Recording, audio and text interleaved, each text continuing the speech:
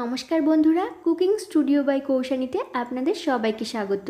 আজকের রেসিপি লোটে মাছের ব্যাটার ফ্রাই। ব্যাটার ফ্রাই সাধারণত ভেটকি মাছের হয়, তবে আজ আমি লোটে মাছ দিয়েই এই রেসিপিটি তৈরি করব। সেই জন্য আমি এখানে 400 গ্রাম লোটে মাছ কেটে ভালো করে ধুয়ে নিয়েছি আর মাছগুলোকে গোটায় রেখে দিয়েছি।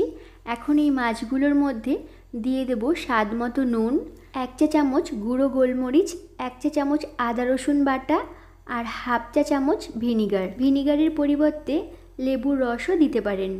এখন সব কিছু মাছের গায়ে ভালো করে মাখিয়ে নিয়ে 10 মিনিট রেখে দেব। আর সেই ফাঁকে ব্যাটারটাও তৈরি করে নেব। সেই জন্য আমি একটি মিক্সিং বোল নিয়ে নিয়েছি। এখন এই বোলের মধ্যে দিয়ে দেব 2 কাপ ময়দা, 1 কাপ কর্নফ্লাওয়ার, 1 চা চামচ নুন, 1 চা চামচ গুঁড়ো গোলমরিচ, হাফ চা চামচ গুঁড়ো গরম মশলা, হাফ চা চামচ আদা রসুন বাটা, একটা ডিম, 1 টেবিল চামচ বাটার, হাফ চা চামচ বেকিং পাউডার আর 1/4 চা চামচ বেকিং সোডা। এখন সমস্ত উপকরণের মধ্যে অল্প অল্প জল দিয়ে এইভাবে একটি হ্যান্ড বিটারের সাহায্যে মিশিয়ে নেব।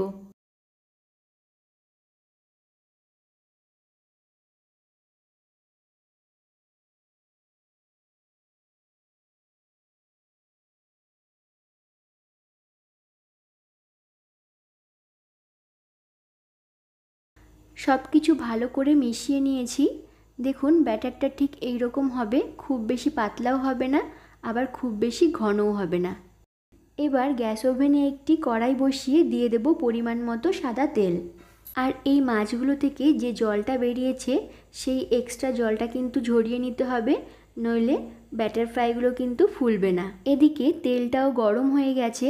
এখন মাছগুলোকে একে একে ব্যাটারের মধ্যে ডুবিয়ে এক্সট্রা ব্যাটারটাকে ঝরিয়ে নিয়ে তেলের মধ্যে দিয়ে দেব।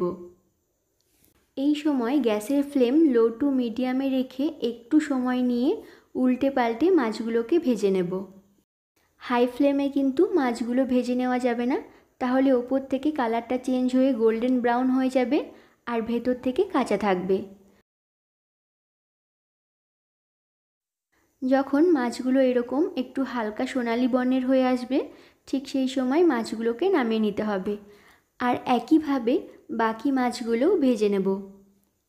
তো বন্ধুরা, আজকে আমার এই রেসিপিটি কেমন লাগলো প্লিজ কমেন্ট বক্সে জানাবেন। তার সাথে সাথে লাইক, শেয়ার আর সাবস্ক্রাইব করে পাশে থাকবেন। যারা ফেসবুক থেকে দেখছেন তারা প্লিজ আমার পেজটিকে ফলো করে দেবেন। তো আজকের মতো টাটা, সবাই ভালো থাকবেন, সুস্থ থাকবেন। আবার ফিরে আসবো অন্য কোনো রেসিপির সঙ্গে।